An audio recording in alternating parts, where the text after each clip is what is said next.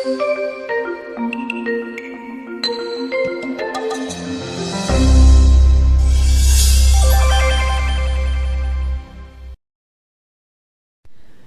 is short, but it's always long enough to accomplish what God had planned for each person. Kadalasan ang buhay nagmumukhang sobrang haba kung walang laman at nakakabagot. Kuminsan naman parang sobrang iksi pagka hindi ito naalagaan at na-manage. Ang pag-aaral natin ngayon, pinamagitan natin, because we move in orbits. Dahil tayo ay kumikilos sa nakatakdang mga landas ng buhay, meron tayong dapat mga matutunan. Because we move in orbits. Dear God, thank you that you have a great plan for each one of us. We thank you, Lord, that you love us and you want us to live life to the fullest. Forgive us, Lord, when we squander time and life. And now as we come to you, Lord, we ask you to cleanse us from all our sins. Forgive us our iniquities. Make us whole and clean. Enable us to see your face, hear your voice, touch your hand, and to follow in your footsteps. Gawin niyo po kaming karapat-dapat, Panginoon, na tumanggap ng pagpapala niyo ngayon. Punuin niyo po ang mga kulang sa aming buhay. Palakasin niyo po ang mga kahinaan, papagliwanagin niyo ang aming mga kadiliman, ituwid niyo ang mga kalikuan namin. At nawa ang buhay na inyong pinagkakaloob, maipamuhay namin sa paraang kalugod-lugod sa inyo at kapakipakinabang sa amin at sa aming kapwa. Be our speaker, Father. Use your servant only as your instrument, but be the voice that we like to listen to. Speak to your people, correct us, Lord, rebuke us, heal us, change us, empower us. In the name of Jesus, your Son, our Lord, our teacher, our Savior, we pray. Orbit is defined by the website Online Dictionary as the path described by one celestial body in its revolution about another. In other words, it's a particular movement of heavenly bodies. Nakatakda at hindi na pwedeng palitan at talagang may tinutungo. Applied to life, an orbit could mean a particular movement or walk of life. For us today, we will define orbit as path of circular motion following a center, like the universe, the sun. And this center brings us close to, alongside, and away from places, things, and people. At yan po ang buhay natin, may tinatahak na landas na animo ay mga orbits. We move like the Earth's orbit around the sun. And of course, it's best, and it must be, that God is the center of our universe, the center of our orbit. Now, this so-called center of life could be what many people call, rightly or wrongly, destiny. It could be a stage in life that you revolve around it. Like when you're a student, you revolve around assignments and homeworks and grades. And when you're in love, you revolve around the object of your romantic emotions. When you are developing a career, you move around a certain goal. So it could be a stage in life. This center could be needs or activities or career. It could also be consciousness or values or aspirations. What you subscribe to, what you believe in, what you like to live for, at least at the moment. The center of that orbit of our life could be that which moves and directs us. Ngayon pa lang, maaga-aga na, sino po ang center ng buhay nyo? Ano ang orbit natin at saan tayo umiinog? What or who is the center of your orbit around which you live and survive and would like to spend the rest of your time? One important thing to remember is that we move in orbits of time. May mga orbits of time. Sometimes it's an orbit of infancy or childhood, youth, or adulthood. Sometimes it's the orbit of seconds and minutes, hours, days, weeks, months, seasons, years. But there's a time for specific activities. As the Bible says in Ecclesiastes 3, 1-8, everything on earth has its own time and its own season. There is a time for birth and death, planting and reaping, for killing and healing, destroying and building, for crying and laughing, weeping and dancing, for throwing stones and gathering stones, embracing and parting. There is a time for finding and losing, keeping and giving, for tearing and sowing, listening and speaking. There's also a time for love and hate, for war and peace. May panahon. Kaya yung orbit na sinusundan natin sa Earth, may panahon ng mga seasons. Sa 4-season countries and places, may panahon ng winter, merong autumn, merong spring, may summer. Dahil nandun yung planeta sa orbit na yun, sa lugar na yun. Time keeps moving. And many adults begin to see and even mourn this, especially those who are above 50. Naisip-isip na, ang bilis ng panahon, gabi na naman, hapon na naman, umaga na naman. Bakit naisip mabilis ang panahon? Kasi parang malapit nang lumubog ang iyong araw sa buhay. Parang malapit ka nang dumating sa end of this earthly life. While many people will rejoice meeting their Creator, many people have anxieties, and some people would like to extend their earthly lives. Kaya si Salvador Dali, isang kilalang pintor, nagpinta siya nito mga orasan, clocks, watches, that melt, that are distorted, that people are trying to stop from moving.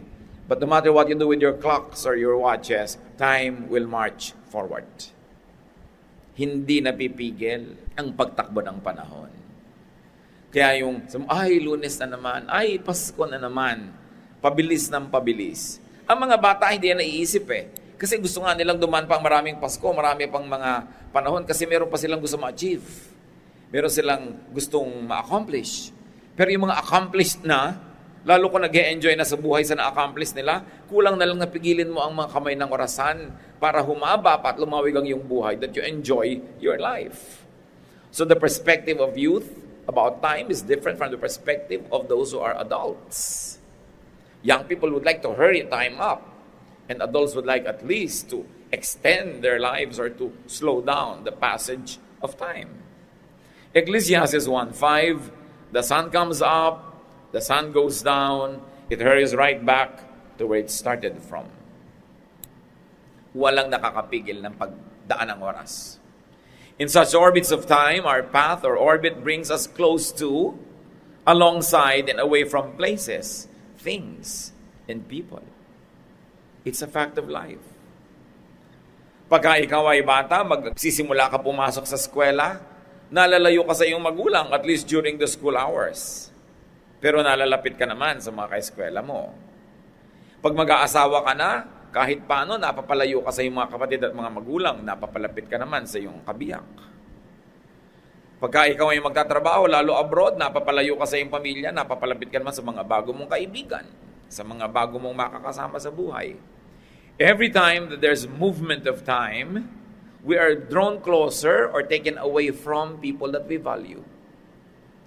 We are being taken to new places, nearer and nearer to different places, and farther from the usual places.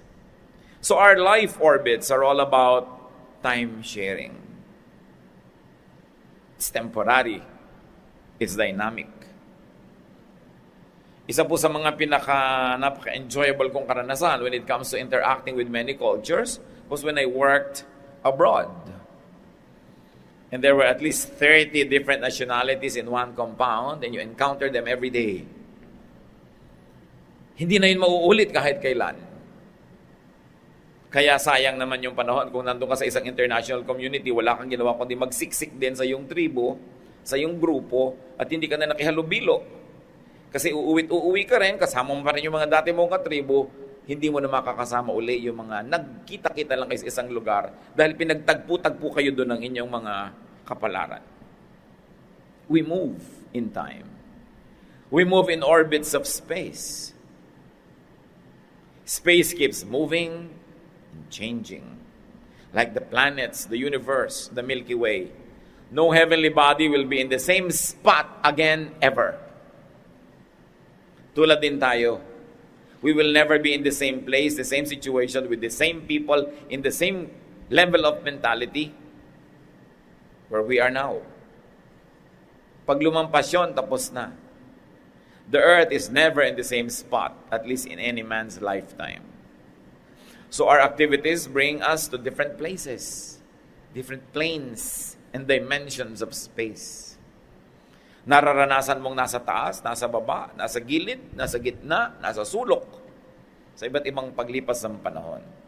Our activities make us change the configurations, even of the same space where we are.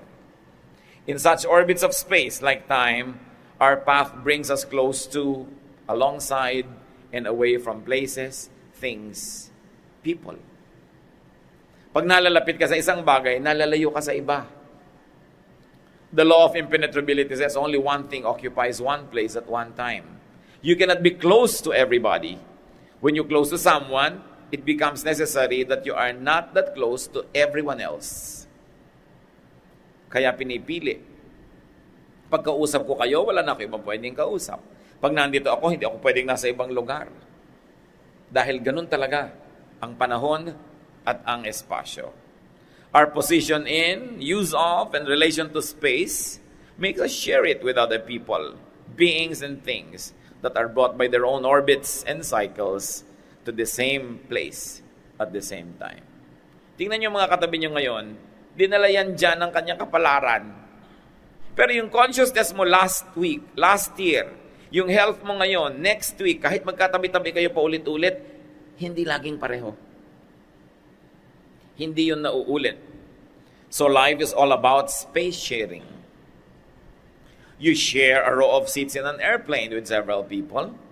You share a row of apartments with several residents for a while. You share space. Sometimes it's about sharing the same space and things with others who come even at a later time. Ano yun? Yung mga namamana. Ecclesiastes 1:4, people come and people go, but still the world never changes. So yung lugar mo ngayon, i-occupy ng iba. Yung bahay na tinitirahan mo ngayon, iba yung nakatira noon.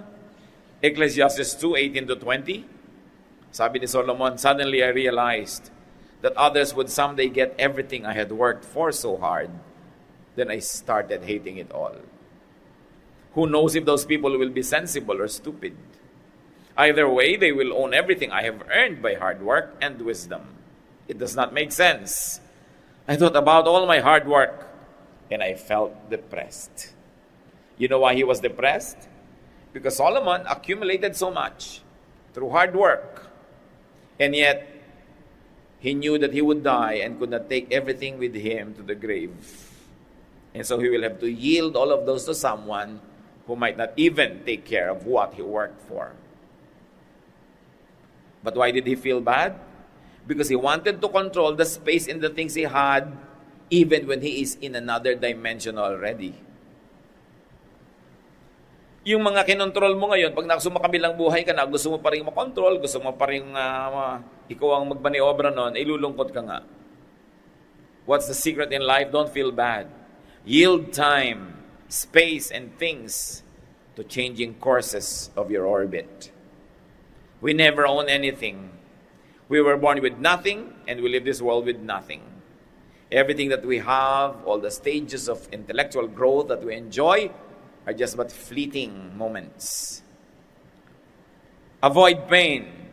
Do not get too attached to things, to places, to seasons, even to people.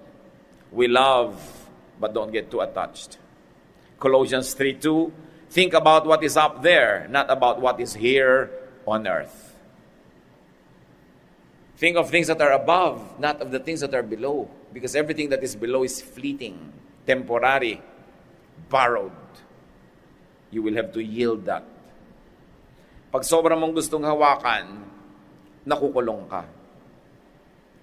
Parang yung mga ibang tao sa South Pacific. How do they catch monkeys? Kumukuha po sila ng mga nyog, at yung nyog may butas. Doon sa loob ng nyog, naglalagay sila ng makinis na bato. Itong unggoy, masisilip niya yung nyog na nakakabit sa kung saang contraption. Hindi niya kayang dalhin yung nyog.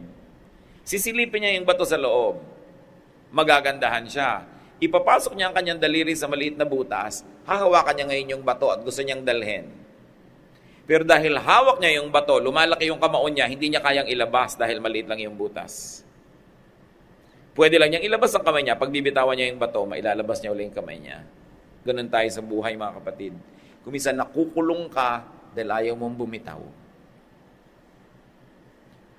Dapat marunong kang bumitaw. By holding on to something very dear and close to us, we become slaves. We get imprisoned. We get caught up in the webs of life. So space and one's place in it are temporary and dynamic. We move in orbits of consciousness. So time, place, consciousness. The mind keeps changing. That's what many collectors realize. There's a time in your life when you like to collect bells or elephants or flowers or whatever. Then there comes a time in your life where you're not interested anymore. And you're looking for someone to give it to. Nag-iba na kasing isip mo. Nag-iiba-iba tayo ng isip. Kung minsan in love ka, hibang na hibang ka, lagnat na lagnat ka sa isang tao at gandang-ganda ka. Pag na-realize mo na ngayon, hindi pala ganun kagandahan naman, hindi mo pala ganun talaga ka-interesting, naiiba na yung utak mo. Cycles of thinking. Kung minsan gusto mo ang isang bagay, mamaya ayaw mo na. Naniniwala ka sa ganun, mamaya hindi na masyado. Mamaya may iba ka na ng paniniwala. In fact, life is all about changing our mind. And the development of the human being is all about changing the way he thinks. Romans 12:2, but let God change the way you think. That we are changed from glory to glory by changing the patterns of our thoughts. Ecclesiastes 7:25, so I decided to learn everything I could and become wise enough to discover what life is all about. But the moment that you have become wise, you realize that there is so much more that you are not informed about.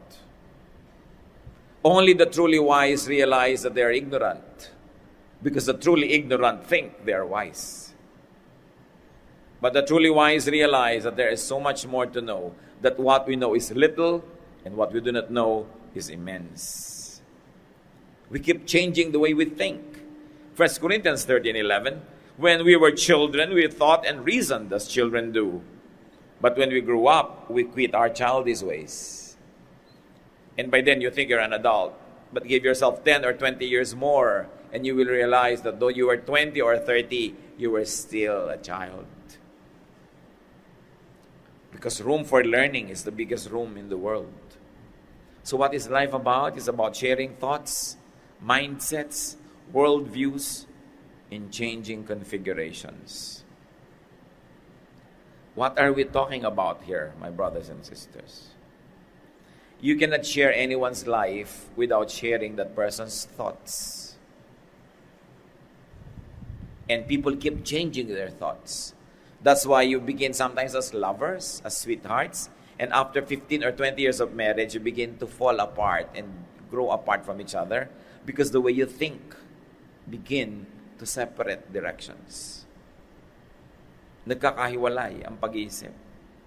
To continue sharing your loved one's thoughts, if you like to do that, grow together. Grow in the same direction, grow at the same speed, especially in matters of faith. Kaya mahalaga yung unity of the mind. Pagka ang isip ang nagkakaisa, walang makapaghiwalay sa inyo. Kahit espasyo, kahit panahon. Pero kahit magkasiping kayo't magkatabi sa iisang kwarto, pag magkaiba na kayo ng takbo ng utak, artificial na ang inyong unity. Bakit pinag-uusapan natin ang mga bagay na ito, mga kapatid? Why are we talking about our lives being lived in orbits? Because spirituality, Christianity, is all about living life to the fullest. The Lord Jesus said in John 10:10, I came that you might have life and have it abundantly, have it fully. How does one live fully? Because we move in orbits, make the most of shared time. Colossians 4:5, always make good use of the time. Pag may kasama kayo ngayon, mga kapatid, enjoy na. Enjoyin nyo yung pagsasama ninyo. Kung kayo ay nasa maginaw na klima, enjoy nyo yung ginaw. Huwag kayong magreklamo. Pag nasa mainit kayong klima, enjoy nyo yung init. Huwag kayong magreklamo. Kasi yung panahon na yon, maiiba at maiiba. Kung sino ang kasama ninyo, sometimes you join a group tour and there are 10 other people there who are companions from hell. No? Ang hirap-hirap ng group tour, yung mga laging late yung isa, kakainis kumisan. But you will never be in the same bus again ever in your life. So learn to enjoy that shared time. You have a choice to feel miserable, unhappy. But why will you do that? The time will never come again. Kung sino yung kasama mo, ano yung ginagawa mo sa oras na yon, ano yung panahon ng kasalan, magsaya ka. Panahon ng libing, dito ka maglungkot. Hindi pinagbabalibaligtad. Kasi yung panahon hindi bumabalik. Always make the most of shared time. Lalo sa mag-asawa, hindi nyo naman alam kung sinong unang gagraduate. Hindi nyo alam kung sinong unang kukunahin ng Panginoon. Kung kailan wala na, tsaka nyo mamimiss. Habang nandyan, share everything. Enjoy to the most. Pag nagkahiwalay kayo, ganun talaga buhay. Yan ang pinag-uusapan natin mga kapatid para mga planeta. Kung ito yung Earth, lumalapit yung Venus, huwag mo ka magreklamo, enjoyin mo yun. Kasi lalayo din yun, magkakahiwalay din kayo kasi lahat kayo may orbit. Lahat ng tao may orbit. So kung magkalapit kayo that yung the orbit of the person brings him near your orbit, enjoy it. It will never happen again. Love the most, give the most, do the most good, and then move on without regrets. Because we move in orbits, make the most of shared space. Romans 12:16, be friendly with everyone.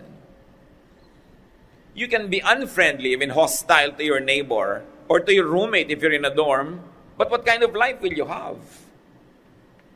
So, make the most of shared space. After all, it will not be forever. Everybody has orbits. People will move away from you whether you like it or not, and you will move towards other people as well. But if you keep on making misery out of company, you will carry misery with you everywhere and you will never have a life that Jesus wants to be abundant and full. Make the most of shared minds. Proverbs 1:8-9, my child, obey the teachings of your parents, and wear their teachings as wood, a lovely hat, or a pretty necklace. Young people, enjoy sharing the minds of your parents. They have learned so much. They have gone to life before you, and they like to spare you from many sorrows. Don't keep complaining about what they teach you and how sometimes insistent they become. Enjoy it. Pagka meron kang kausap na matalino, huwag kang makipag-compete. Listen and enjoy. When there are two talkative people in the room and they both talk, nobody wins because nobody listens. But if somebody talks and you listen, you end up a winner because what you knew before is now more because what that person was saying was added to your knowledge. But that person that kept on talking never added anything to himself. So listen. Kung minsan nakikipag-compete ka, anong mapapala mo? Kaaway, kagalit. Minsan, alam mo yung anak ko, second honor. Ang anak ko nga, first honor. O ano ngayon ang hinahanap mo? Away? Hayaan mo lang siya, appreciatein mo lang. Ganito yung mentality ng kausap mo. Alangan mong ibahin mo siya. Amo ka, ang yaman-yaman mo, ang dami mo nang nalaman sa buhay, meron ka empleyado, inahanap mo sa kanya yung talino mo. Kung ganun kanya, di siya katalino, di dapat hindi ka mo na siya tauhan. So, kung ano yung mentality niya, enjoyin mo. Huwag mong i-impose yung mentality mo on others. Do not impose your values and mentality on other people. But try to enjoy what they have between their two ears. That will be an added blessing to you. Do not always impose your systems. Look at other people's systems. You are not in Russia and yet that country works and runs well. It means that you don't need to save the world all the time. You don't have to change everybody. Different ways, different customs are like that because they work in that time or space. Dapat naiintindihan natin yon. When somebody has a new idea, do not reject it immediately. Give that idea a day in court. Like Paul's idea about Jesus was very strange to the Greeks. Acts 17:19-20. They brought Paul before a council called the Areopagus and said, Tell us what your new teaching is all about. We have heard you say some strange things, and we want to know what you mean. Ganon ang natututo. Hindi ko naintindihan na pinagsasasabi ng taong yan. Pakinggan nga natin. Ganon. Hindi yung, ayoko nang pakinggan kasi hindi ko maintindihan.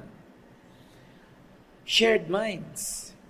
At any given time, we are growing in our mind. And no two people grow at the same time. So somebody knows something you don't. Somebody understands something that you probably don't. Enjoy it. Relish the good that is shared. Kasi, lilipas agad. Yung mga bata sa pamilya nyo, na isip bata, kasi bata, gusto nyo agad mag-mature, enjoy the childhood of your children because they will not be children for long. Hindi ka na laging parang punong inaakyat niya at gustong yakapin. Pagka nga nag-teenager, di ayaw ka makasabay sa mall.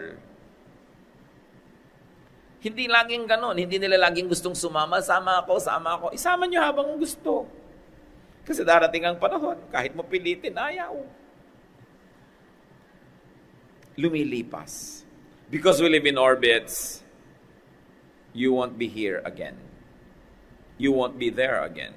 So maximize enjoyment, maximize goodness, and doing good. Because you will never be in that spot again ever. Meron kang strength, may taong mahina, pinagsama kayo in the same time and space ng inyong orbits, aanin mo yung strength mo. Pagsasamantalahan mo siya, kakaya-kayanin mo, o gagamitin mo yung strength mo para siya palakasin at tulungan. Then magkakahiwalay na kayo, anong laman ng budhi mo? Anong laman ng puso mo? Kaligayahan o guilt? Hindi na kayo magkakasama uli eh. Kumakain ka, meron kang kinakain na sandwich, may titingin-tingin. Baka gutom na gutom, may isa ka pang sandwich, o pwede mong hatiin ang sandwich mo. Palalampasin mo ba yung pagkakataon na yun? Meron ka namang extra pera, meron kang pamangkin na hindi makapag-enroll. Palalampasin mo ba yung semestre na yun? Kasi baka next time, ikaw na yung wala, sila na yung meron. Ba't ka magpapalampas ang pagkakataon na gumawa ng mabuti? Eh, hindi na babalik. May sakit ang magulang mo, naglalambing, gustong bantayan mo, ikaw naman, puro gimmick ang inaatupag mo sa buhay. Hindi naman lagi magkakasakit yon at baka mamatay pa nga.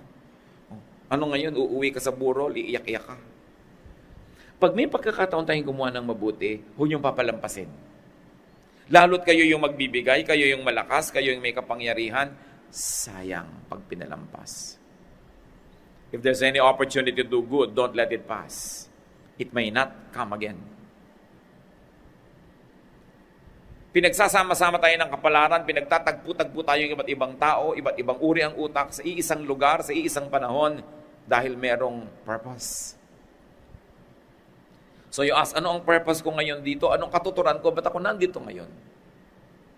Ba't nailagay ako ng Diyos sa oras na ito, sa lugar na ito, ng mga kasama ko, itong mga ito? Ano ang mission ko sa buhay?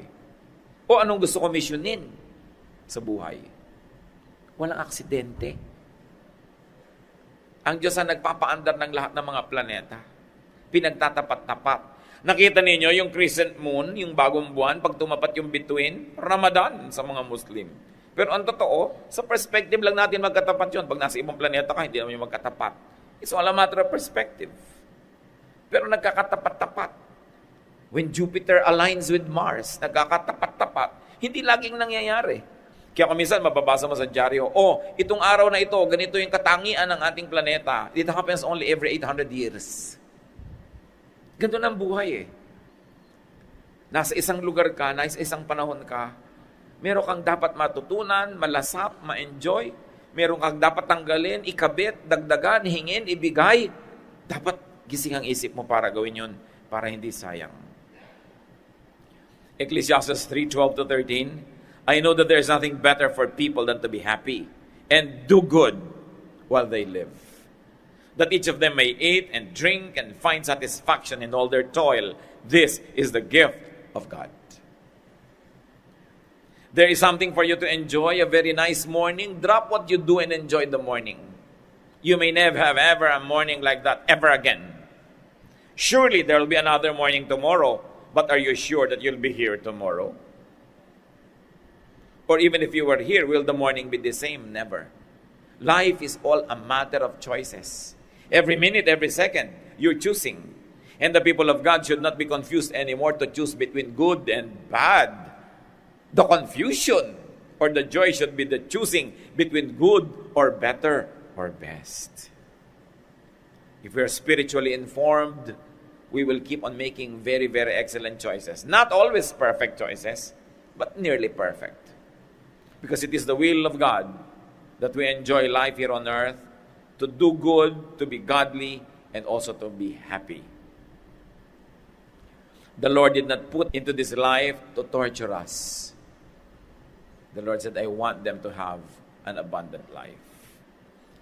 We move in circles. And because of that, endure or minimize the sharing of what is not so good.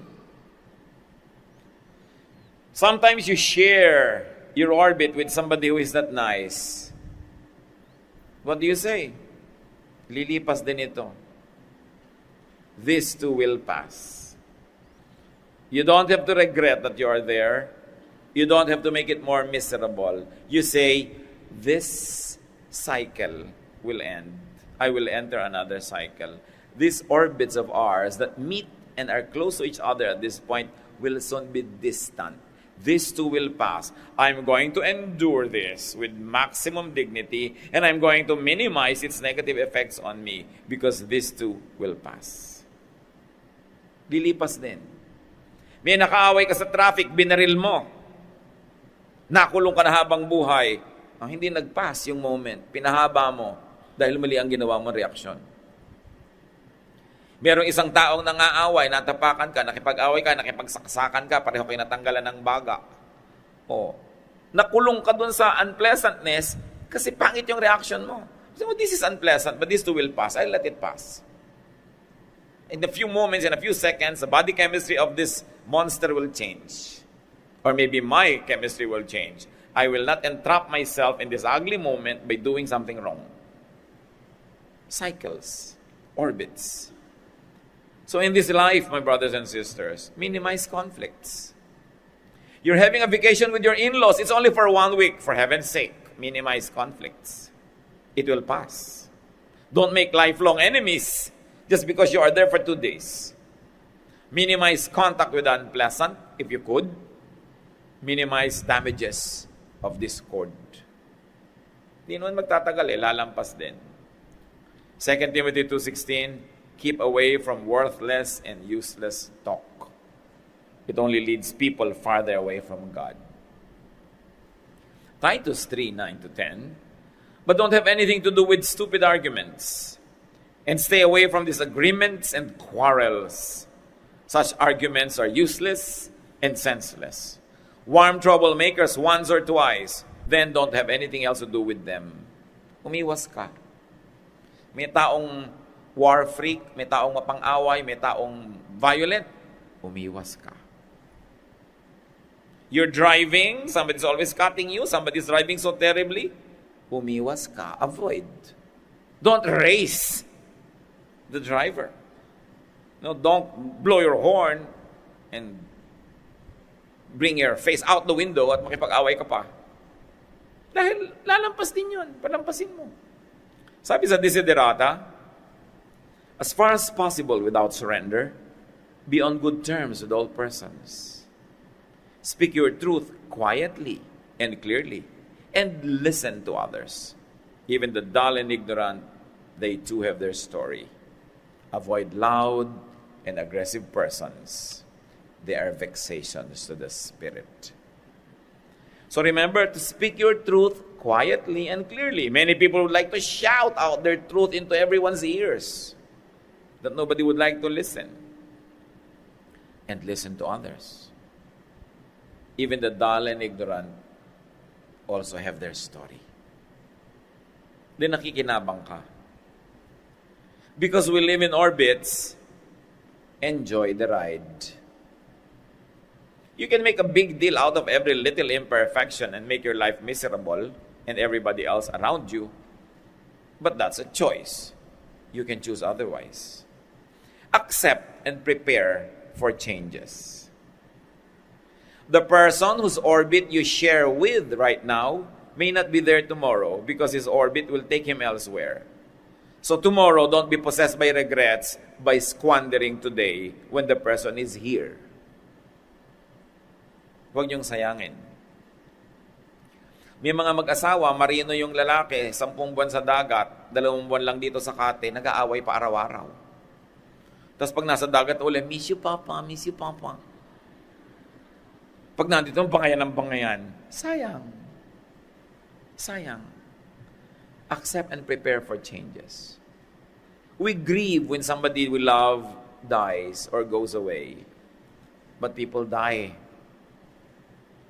It's a fact of life. Minimize its pain by maximizing the joy of sharing the life while the life is lived on earth. Nakakalungkot pag may nawawala sa buhay natin, pero kontian nyo yung lungkot sa pamamagitan ng pagpapalawak ng ligaya habang magkasalo kayo sa buhay. Wala tayong pwedeng kasalo forever. Bawat isang tao may kanya-kanyang orbit. Meron lang matagal na nagkakasama kasi nga nag-grow together yung mind nila. Pero ganun pa man, na paglalayo tayo ng pagkakaiba ng kalusugan ng katawan, yung isa malusog, yung isa hindi, nauna siyang sumakabilang buhay. Nagkakaganon talaga. Mga katotohanan sa buhay. To those you love, be ready to say goodbye. Because you will say goodbye. How do you get ready? Give what you must give. Receive what you must and can receive from the person. Love to the fullest. And move on without regrets. Nandiyan na yan ngayon, mahalin mo na. Pag wala na bukas, wala kang sukat ipagsisi. Kasi minahal mo naman. At kung minahal ka rin niya, may tinanggap kang pagmamahal, salamat. Kung yun na lang ang huli mong natanggap dahil nagkalayo na kayo, kaya ka nang buhayin ang magandang alaala na yon sa iyong buong buhay. One good, beautiful memory of a person can sustain you all your life. Even that experience that give you the good memory will never repeat. Don't always aspire for a repetition. Because even if you love somebody very much now and you meet again 20 years later, the person has changed. You have changed. Your health has changed. Your values have changed. It will never be the same. You can never aspire for a repeat. Kasi hindi naman pelikula ang buhay na pwedeng i-rewind. Habang nandiyan na lang, give the most. Love the most. And then let go. Because that's what life is all about. Be hopeful to say, see you again. Be hopeful that your orbits cross again. But even if your orbits don't cross again, you can be sustained by your beautiful memories if you made them beautiful. And to those you dislike, always say, this too will pass. Ayoko sa teacher na to, 1 sem lang ito. This too will pass. No? Nakikipagbakasyon ka with people you don't like. This too will pass. I will never damage them permanently, nor myself. And then be glad to say goodbye. Because you will. Matatapos din yun. And to those that you do not know yet, be eager, though careful, to say hello. Because so many things can be started with a hello. You can start World War III with a hello. Or you can start another Romeo and Juliet episode. So be careful, but be eager. Laban was saying goodbye to his daughters because Jacob would take them to his home country. Laban also said, this pile of rocks means that the Lord will watch us both while we are apart from each other. So the place was also named Mizpah. Masakit, isang magulang.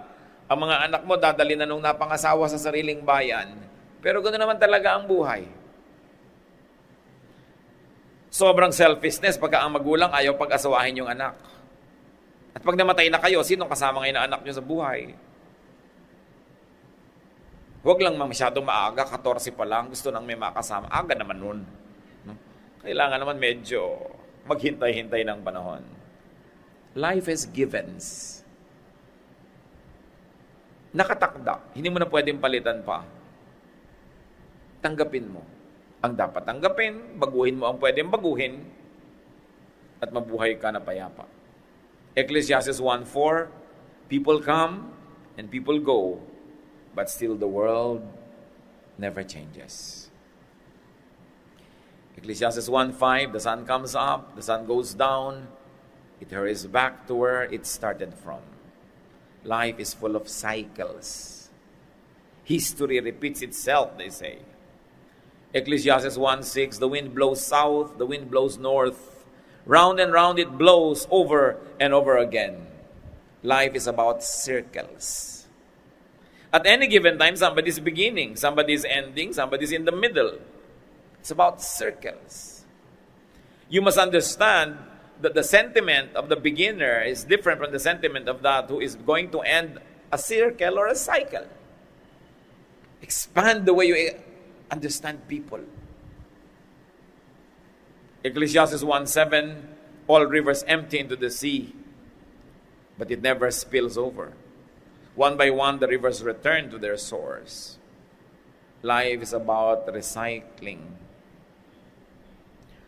Not one drop of water had been added to nor subtracted from the planet since creation.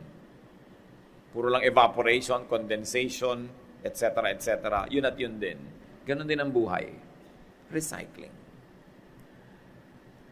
What is the cause of sorrow? Too much attachment and not knowing what to do with time and space. Ecclesiastes 1:8, all of life is far more boring than words could ever say. Our eyes and our ears are never satisfied with what we see and hear. So how do you reverse that? Teach your ears and eyes to be happy with the here and now, to be satisfied. Percy B.C. Shelley says, we look before and after and pine for what is not.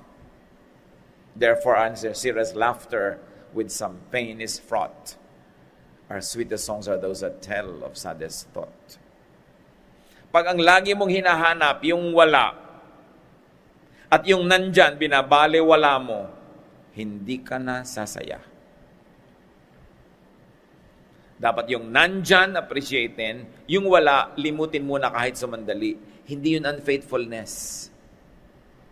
Lagi mong naaalala, nalulungkot ka naman. Gumawa ka ng paraan para malimot mo kahit sandali. At pag nandyan na, tsaka mo nalang uli alalahanin. Kaya sabi ng isang tula, better by far you should forget and smile than that you should remember and be sad. Kung may nagmamahal sa inyo, huwag niyong laging hanapin na mamiss kayo. Dahil kawawa naman siya, biruin niyo na mamiss kayo. So kung medyo nalilimot-limot kayo, mahal niyo siya, dapat na rin kayong sumaya. Dahil at least yung hapdi, yung kirot, ay bumababaw. Huwag tayo maging selfish na lagi nating umiikot ang mundo sa atin, lagi tayong naaalala, laging tayong hindi makakain pag naiisip tayo. Diba? Di na makatulog, di na makakain. Tagyawat sa ilong yun. Pati na sa pisngi. Ganun ba dapat ang gusto mo pag may minamahal ka? Di ba ang gusto mo maging independent siya? Para wala ka at nandyan ka, mabuhay siya. Mga magulang, pag naputol na ang pusod ng bata, mula sa sinapupunan ng ina, nagsimula na yung pagiging independent. Dapat natin siyang tulungan na makatayo mag-isa na hindi lagi nakaasa sa atin. Kasi hindi naman tayo lagi nandyan. So one of the best gifts that we can give to our children is to teach them to live their cycles and their paths and their orbits. Kahit hindi tayo kasali. Kesa lagi tayo nakasali pero nakasandal sila tumaasa. There's always a parting, a letting go in life. And those that hold on too much and too tightly and too long are the ones who suffer. And you make everyone else around you suffer as well. The joy and the peace of life is in letting go. To enjoy it while it's here and to let go when it has to go away. Ecclesiastes 1:9. Everything that happens has happened before. Nothing is new. Nothing under the sun. So learn from the patterns. Don't reinvent the wheel. Young people, learn from your parents. Learn from the experiences of the generations ahead of us. and who went before us. Because things just keep repeating. Ecclesiastes 1:10, someone might say, here is something new, but it happened long before we were born. Paulit-ulit lang ang lahat, tulad ng fashion. Ecclesiastes 1:11, no one who lived in the past is remembered anymore, and everyone yet to be born will be forgotten too. So do not aspire for remembrance or legacy to the point of not living a full life, to the point of being unkind to others, just so that you will be remembered, you'll be great, because nobody will remember beyond 3 generations. Yung mga photo albums natin, kung uso pa yon, papahalaga lang no, kayo. Siguro, yung mga anak nyo, pagka kayo sumakabilang buhay, pahalagahan nyo ng konti. Mga apo nyo, naku, ano yung mga album nyo? Diba? May iba na silang halaga, may iba ng buhay. So huwag ka nang, gusto mo pa na wala ka na, pinapahalagahan ka pa. Ang mahalaga habang nandito ka, mahalaga ka sa iba, mahalaga yung iba sa'yo, nagmamahalan kayo. At kung wala ka na, di wala ka na, graduate. Pero kung minsan sa kahalagahan sa iyo na magiging darating pa ng mga impression sa iyo, hindi ka tuloy na buhay ng totoo sa sarili ngayon, hindi ka na nakakain ng gusto mo, hindi mo nagawa yung gusto mong gawin dahil wala ka iniisip kundi image, legacy, tapos namatay ka na, yung buhay mo, unlived. It is sad because there are many unlived lives because the people who were assigned to live them are giving everyone else a show or living in a fantasy. But we have our own lives to live. Make sure you live your life. No one will live it for you. And don't ask others to be extensions of your life so that they will live your life for you. They have their lives to live and you have yours. Everyone has a path. Everyone has an orbit. It is unkind to derail other people from their own orbits because you want them to be under your shadow. It is unkind to dominate people, to dictate upon them. They have their own orbits and you have yours. Do not contend with the orbits of life. You will never win. You will only be miserable and you'll be unhappy. One high meaning of religion and worship is to live life to the fullest. Worship of God is not always about a formal activity that ends in time and begins in time and has certain elements. But to live life to the most, that is high religion. Because life is from God. Get the most, give the most, and keep moving without regrets.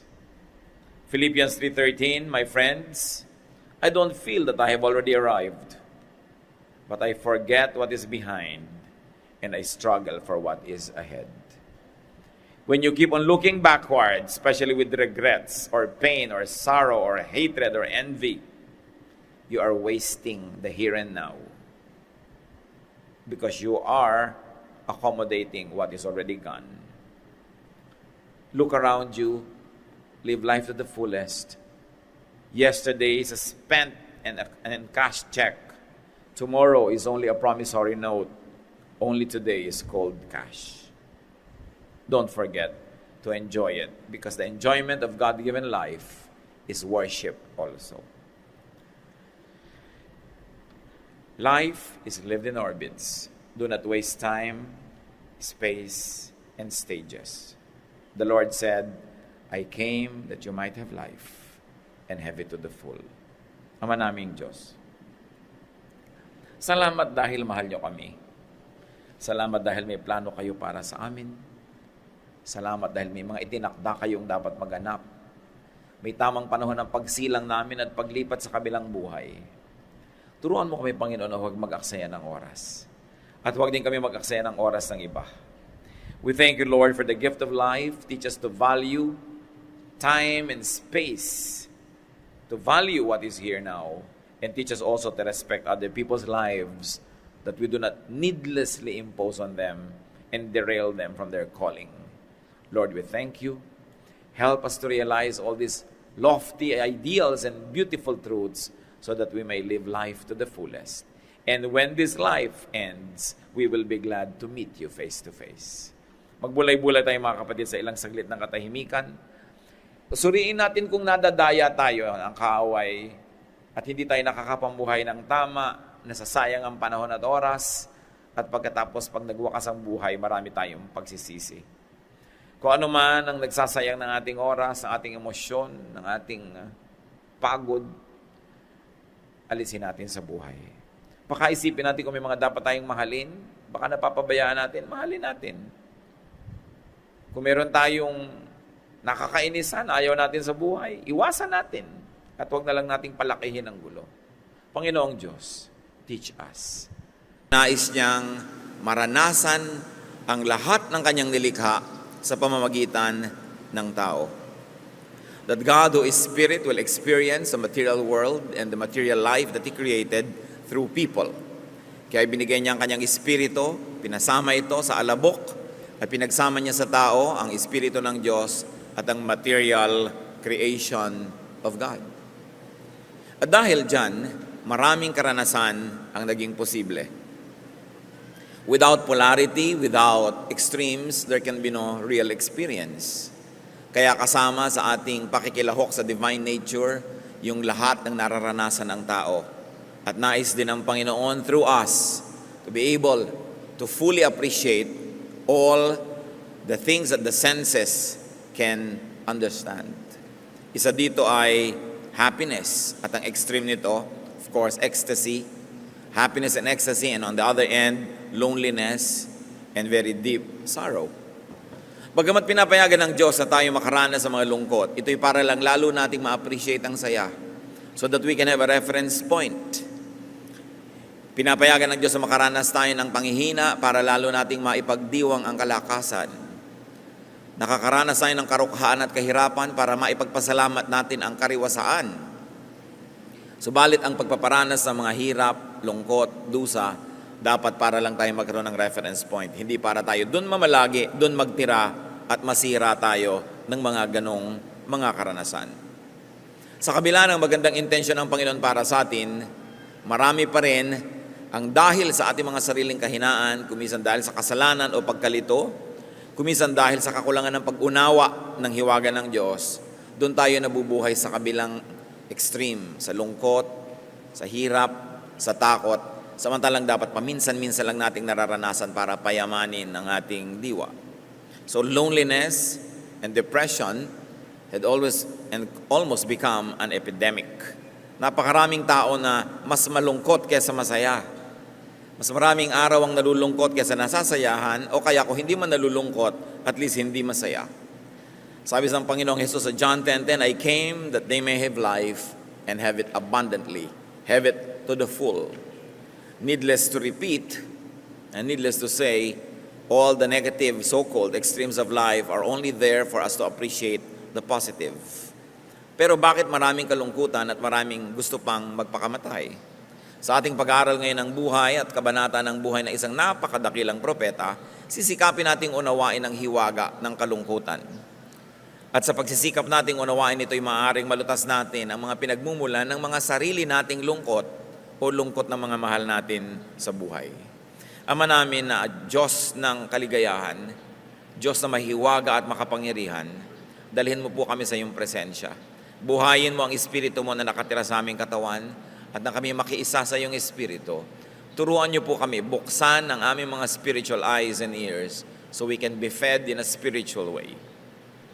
Forgive us our sins, cleanse us all our iniquities, O God. Make us whole. Enable us to partake of your divine nature. Allow us to be one with your Spirit through our Lord Jesus. Dalangin namin, mangusap kayong may kapangyarihan. Ang hiwaga nyo, ipagkaloob nyong maunawaan namin, maging sa maliit na paraan sa sandaling ito, at nang madagdagan ang aming pagiging kawangis at kamukha ninyo. Allow us to grow in your image so that we can change and transform to become more and more like you. Father, speak in power and authority, in splendor and majesty, yet speak to us in simple terms so we can digest and understand and benefit from your word. Lead us, be our speaker, protect us from lies and falsehood, preserve our health, strengthen our bodies, sharpen our minds, we like to receive blessings from you. As we bring you offerings and thanksgiving and gratitude, O God, let your blessings abound in our hearts right now. We seek you in the name of your Son, our Lord and Savior, Jesus Christ. 1 Kings 19 verse 4. He, meaning the prophet Elijah, came to a broom tree, sat down under it, and prayed that he might die. I have had enough, Lord, he said. Take my life. I am no better than my ancestors. Isang napakadakilang lalaki, napakadakilang propeta, dumating sa puntong gusto niyang mamatay. How come a great prophet got so unhappy, so sad and so depressed that he wanted to die? Parang hindi mo inaasahan yan sa isang propeta, pero kung hindi natin inaasahan, merong pagkakamali ang paningin natin sa mga hinirang at mga instrumento ng Diyos. Ang mga dakilang mga instrumento ng Diyos, mga tagapagturo, mga propeta, mga dinaduluyan ng kanyang espiritu upang maging blessing sa iba, ay hindi exempt, hindi puwera sa mga lungkot, sa mga hirap, sa mga kumisan ay takot. Sa kadalasan, mas sensitive ang mga mas espiritual at mga instrumento ng Diyos. Kaya mas higit lalo silang nauuga, higit mas lalo kumisang natatakot, higit lalong naapektuhan ng hirap, ng lungkot, ng pangamba, sapagkat sa mamamagitan ng kanilang sensitibong espiritu, natuturuan sila ng Diyos na maging mahusay na mga pastol, mga tagapangaral at tagaturo, dahil nararanasan nila higit kanino man ang mga problema ng tao. Kaya hindi dapat paghanapan ang ating mga spiritual leaders to be supermen and superwomen as if they were exempted from the ravages of life. But in fact, they are even more sensitive. The spirit that it is in the Lord sensitized them even more so they could be relevant and they could be kind and they could be good teachers. Ano naman ang maituturo ng walang pakiramdam at manhid? Paano aakayin nung sobrang laging mabuo ang loob yung mga natatakot? Paano niya uunawain ang mga nangangamba? Kaya pati ang Panginoon, sinabi, lahat ng temptation, dinanas niya upang sa pamamagitan ng anak ng Diyos, ang Diyos na espiritu at hindi physical, malalong maunawaan at maranasan ang dinaranas ng mga taong tulad natin na physical at spiritual din. Siyempre, alam ng Diyos lahat yan, pero kumbaga alam lang niya yun sa teorya kasi hindi naman talaga nangyayari sa Kanya dahil hindi siya physical. Kaya kinailangan ang Diyos sa Kanyang lalong pagpapahalaga at pag-ibig sa atin, ipinadala ang bahagi niya ang Kanyang anak na tinatawag natin upang saluhan tayo sa ating pagkalupa at pagkatao. At habang nananatili siyang nakasalo sa Diyos Ama sa langit sa pagka-espiritu, kasalo natin sa pagkalupa, kaya siya ang nagiging tulay natin na mga lupa at espiritu doon sa espiritu lamang na Diyos. Kaya dinanas ng Panginoon lahat ng pagsubok at lahat ng pasakit at hirap. At nang sa ganoon, ang Diyos Anak ay bumalik sa piling ng Diyos Ama, lalong-lalo na ngayon na nauunawa at na-appreciate ng Diyos na Espiritu ang kalagayan natin. And the Bible says, and God remembers that we are dust. At yun din ang dapat nating maalala tungkol sa ating kapwa, na yung asawa mo, yung anak mo, magulang mo, yung pastor mo, yung mga tauhan sa iyong buhay ay mga tulad mo ring lupa. At dahil doon, lumalawak dapat ang ating pangunawa, hindi ang panghuhusga sa kapwa. Bakit ginustong mamatay ng propetang ito? Samantalang napakamakapangyarihan niya, siya ay nakikisalo sa banal, kabanalan at luwalhati ng Diyos. He was a partaker of the divine nature. But why did he want to die? What factors caused such unhappiness to the point that a great man of God would die? Ang background po nito ay may napakalaking gerang relihiyoso. It was a religious war. May bagong reyna sa bayan ng Israel, si Jezebel, foreigner. May iba siyang sinasamba, si Baal. At dinala niya sa Israel ang daan-daan na mga pare at mga propeta ng kanyang relihiyon. At isa-isa niyang ipinapatay ang mga propeta ng Israel. Nananaig ngayon ang kadiliman, nananaig ang pagsamba kay Baal at napakalaking religious war ang nagaganap. At yun ang background ng kasaysayang ating tutunghayan. Nung humarap ang propeta sa hari na asawa ni Jezebel, kamping-kampi na ang hari sa kanyang asawa at nabulag na siya sapagkat siya ay sumusuporta na sa bagong relihiyon na ito, sa pagan religion at sa pagsamba kay Baal. 1 Kings 18:16 to 19. King Ahab went to meet Elijah. When he saw Elijah, he said to him, "Is that you, you troubler of Israel?" Ikaw ba yan, panggulo ng bayan? Sabi ng hari.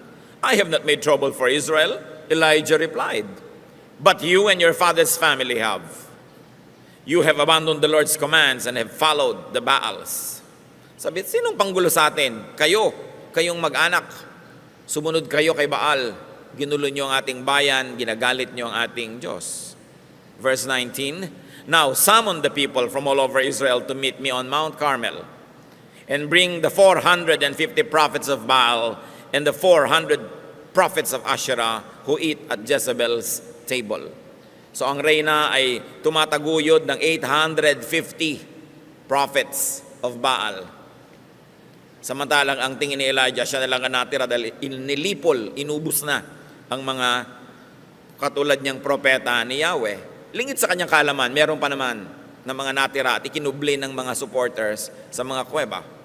But let's study Elijah's unhappiness. At sa pagtatangka nating unawain yun, ay mauunawaan din natin ang ating mga sarili at ang ating mga mahal sa buhay. What were some of the roots of Elijah's unhappiness? One was rejection. Yan ang isang pinag-ugatan ng kanyang lungkot. The king rejects him, the establishment was rejecting him. At kuminsan kahit alam mong kakampi ang Diyos, kakampi mo ang Diyos, may epekto pa rin sa iyo pagkagalit sa iyo ang tao at hindi ka kakampi. There was misunderstanding. He was being called a troublemaker. Isa yung malakas magpalungkot, yung hindi ka nauunawa. There was disconnection from the king, from the people, and from his fellow prophets. Wala siyang komunikasyon sa kanyang mga kapwa-propeta. Ang palagay niya ay siya nag-iisa na lang. And of course, there was disappointment. He was very disappointed with the king, who was supposed to be an instrument of God, but this time, this king was becoming the instrument of his wicked wife, Jezebel. And he also faced a very big opponent, 850 prophets ng kabilang partido. Nakakalungkot ang mga ganong bagay. San mo man tingnan. 1 Kings 18:20 to 21. "So Ahab sent word throughout all Israel and assembled the prophets on Mount Carmel. Elijah went before the people and said, 'How long will you waver between two opinions? If the Lord is God, follow him. But if Baal is God, follow him.' But the people said nothing." Ang panukala nitong si Elijah, ipunin mo ang buong bayan, tawagin mo rin ang 850 prophets ng asawa mo, magkita-kita tayo sa bundok ng Carmel. Ito isang banal na lugar kung saan napakaraming himala ang naganap at ngayon magkakaroon ng malaking showdown, magkakaroon ng paligsahan. At inipon nga ng hari ang mga tao. At sabi nitong propeta, "Ano ba kayo? Parang wala kayong pagkakakilala sa ating Diyos. Kung si Yahweh ay Diyos, kung ating Panginoong Diyos ay Diyos, siya ang sambahin nyo. Ngayon, kung si Baal ang Diyos, siya ang sambahin nyo. Pero hindi pwedeng pareho. Hindi pwedeng dalawa. Hindi kayo pwedeng mamangka sa dalawang ilog." Yung mga tao naman, walang kakibu-kibo. So Elijah faced silence. He probably thought it was indifference and indecision of those around. Again, he suffered disconnection. The people were not responding, walang kakibu-kibo. Nakakalungkot din yun. Dati pag nagsasalita ang propeta, enthusiastic ang response sa mga tao. Ngayon walang kakibu-kibo. Palibhasa, takot kay Jezebel. Natatakot sila. 1 Kings 18:22 to 24. Then Elijah said to them, "I am the only one of the Lord's prophets left, but Baal has 450 prophets." Of course, malalaman natin later na hindi naman pala precise yung akala na yon ni Elijah. Prophets are not all-knowing. They can also have some details taken wrongly. Diyos lang ang perfect, not even the prophets, not even the apostles, not even those who were close to Jesus.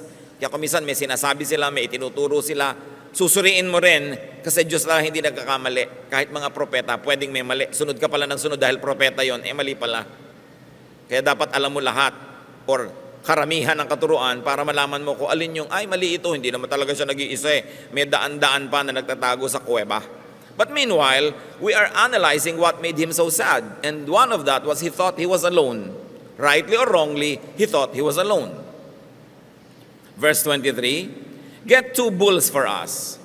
Let them choose one for themselves, and let them cut it into pieces and put it on the wood, but not set fire to it. I will prepare the other bull and put it on the wood, but not set fire to it. So ano ngayon ang gagawin nila? Magkakaroon sila ng paghahandog, ng offering. At ang offering nila ay mga bulls, mga malalaking baka. At ang sabi nitong propeta, o mauna na kayo, total marami kayo, kumuha kayo ng 2 baka, isa sa inyo, isa sa akin. Katayin ninyo, pagputol-putulin nyo according to the requirement of the offering, kasi yun, susunugin dapat yun eh. Ipapatong yun sa kahoy, sisindihan yung kahoy, masusunog yun, offering. Sabi, mauna na kayong gumawa niyan. Pero ihanda nyo lang lahat, katayin nyo ang baka, putol-putulin, ipatong ninyo sa panggatong, pero huwag nyo sisindihan ang kahoy. Verse 24, then you call on the name of your God, and I will call on the name of the Lord. The God who answers by fire, He is God. Then all the people said, what you say is good. Sabi, o sige, itong hamon. Ihain ninyo yung inyong baka, tapos huwag niyong sisindihan ng kahoy. Tumawag kayo sa Diyos nyo. Pag biglang may umapoy, galing sa kung saan, di Diyos nyo ay Diyos.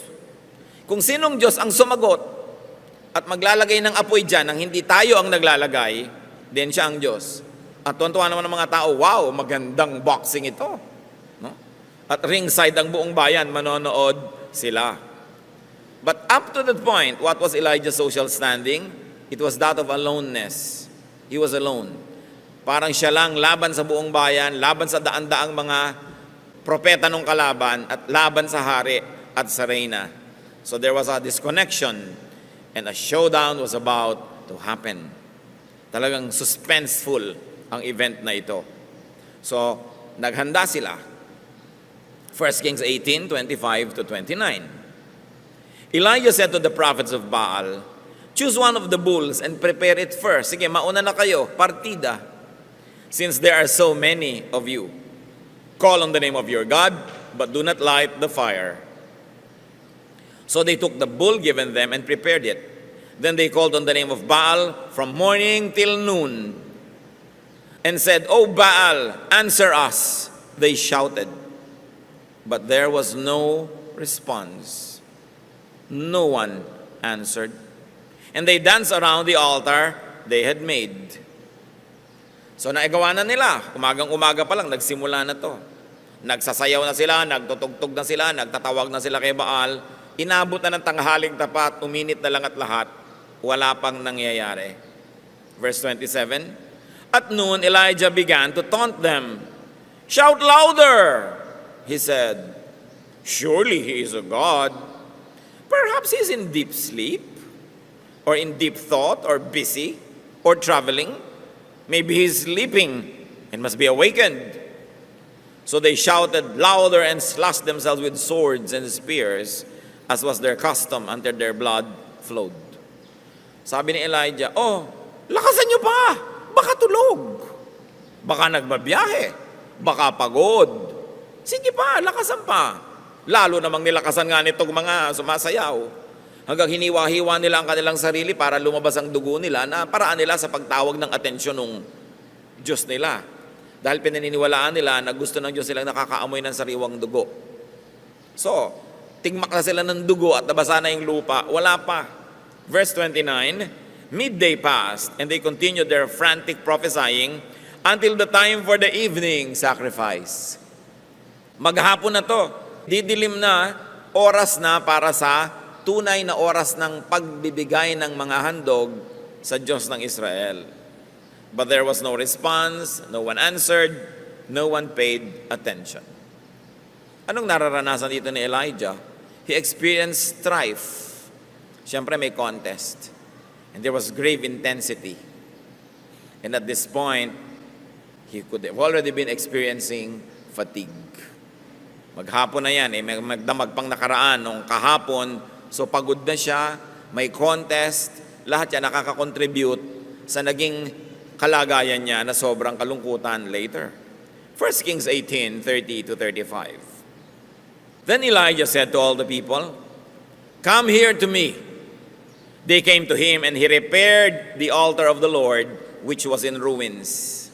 Doon niya niyaya ang mga ito sapagkat nandun sa Mount Carmel, yung dambana ng Diyos, nagiba-giba na, nilulumot na, guho-guho, dahil matagal nang walang nag-o-offering, walang nagre-repair, walang nag-aayos. Elijah took 12 stones, one for each of the tribes descended from Jacob, to whom the word of the Lord had come, saying, "Your name shall be Israel." With the stones he built an altar in the name of the Lord, and he dug a trench around it, large enough to hold 2 seahs of seed. He arranged the wood, cut the bull into pieces, and laid it on the wood. Then he said to them, "Fill 4 large jars with water, and put it on the offering and on the wood." "Do it again," he said, and they did it again. "Do it a 3rd time," he ordered, and they did it a 3rd time. The water ran down around the altar and even filled the trench. It's very cinematic. Very dramatic. Haba ang lahat ay nanonood at naglalagay ng mga band-aid sa mga sugat nila, itong mga nabigong mga propetang hiwa-hiwa ang katawan at nagdugo ay wala namang sumagot.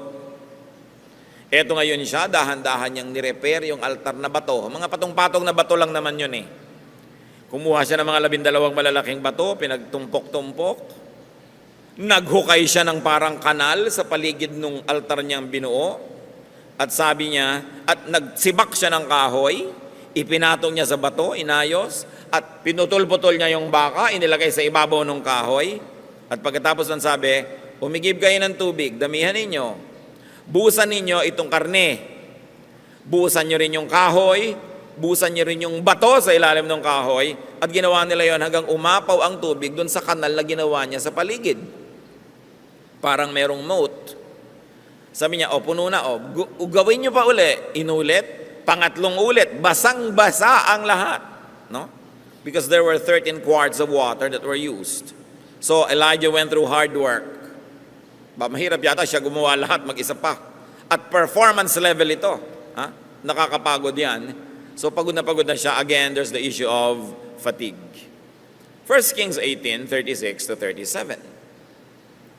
At the time of sacrifice, the prophet Elijah stepped forward and prayed, "O Lord God, God of Abraham, Isaac, and Israel, let it be known today that you are God in Israel, and that I am your servant and have done all these things at your command.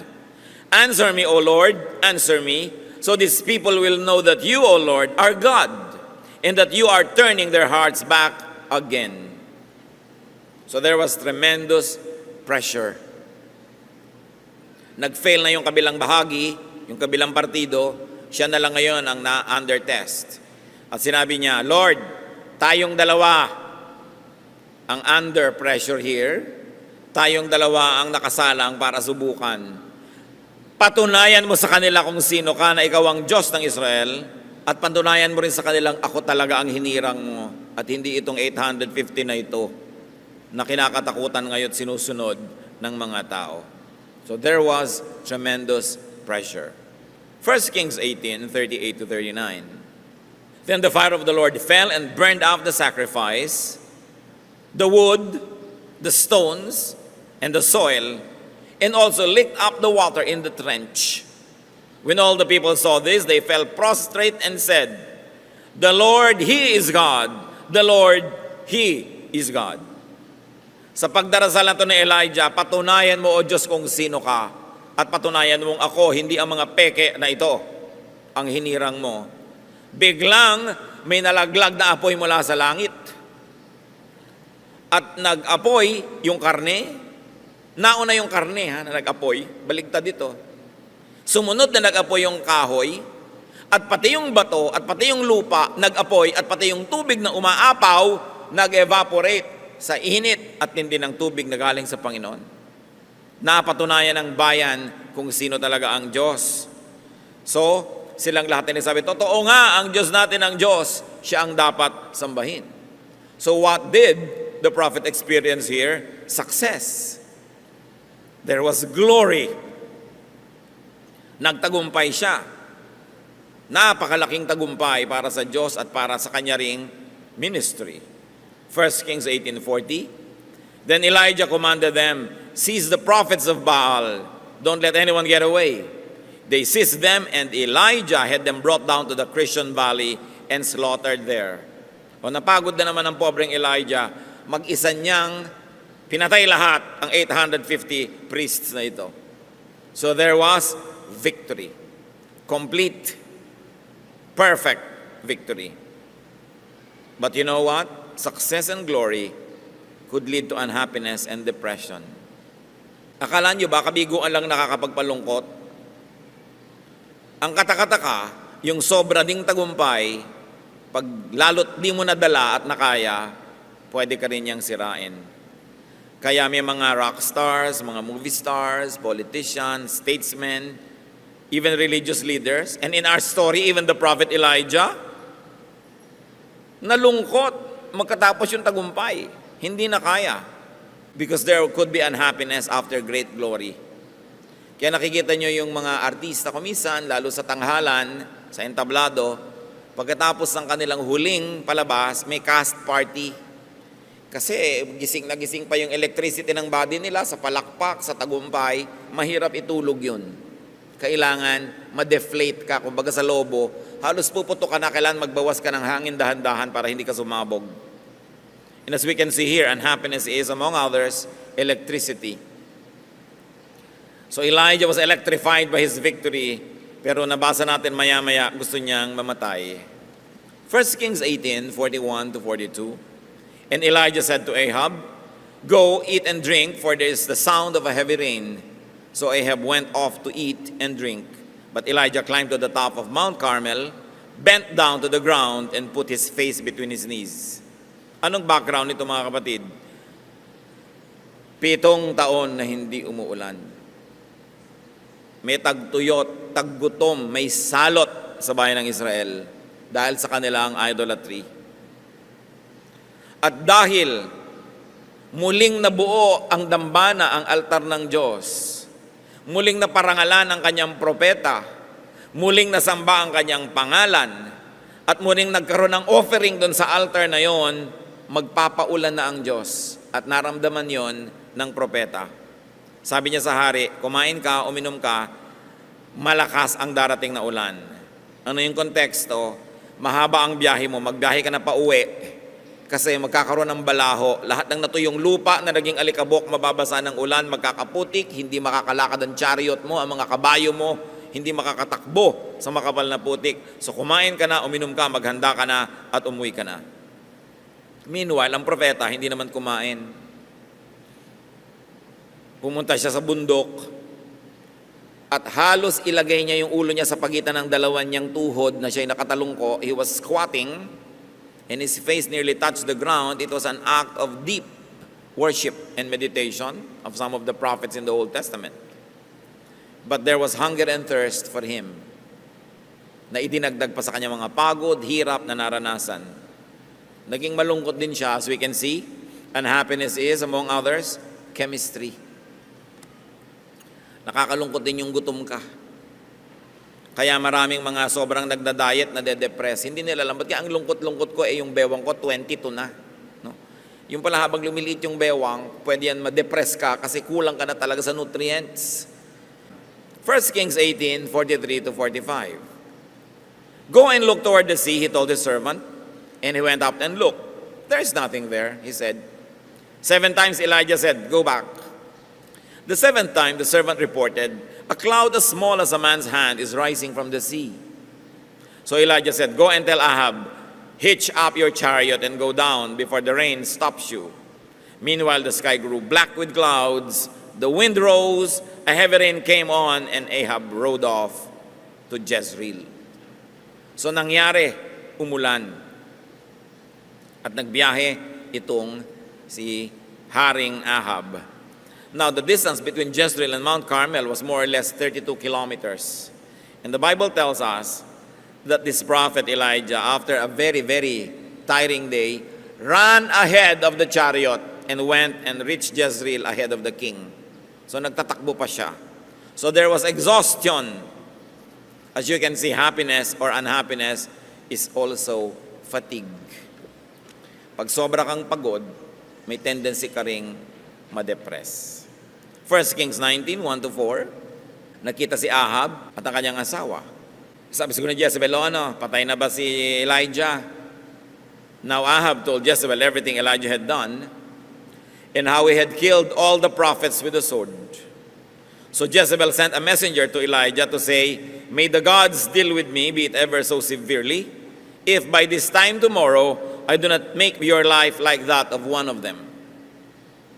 So nabalitaan ni Jezebel na namatay ang lahat ng kanyang mga kampon. Nagpadala siya ng mensahe dito kay Elijah. Text siya agad, "Elijah, bukas patay ka. Kung anong nangyari sa mga prophet ko, ganon din ang mangyayari sa iyo." Verse 3, Elijah was afraid and ran for his life. Nakita niyo to? Matapos yung tagumpay, yung napaka-dramatic na pagpapakilala ng Diyos kung sino siya, Elijah was afraid and ran for his life. Ngayong pang patay na yung 850 prophets, ngayong pang bumalik na ang debosyon ng Israel sa Diyos, ngayong pang siya na uli ang kinikilalang propeta, natakot at nagtago. When he came to Beersheba in Judah, he left his servant there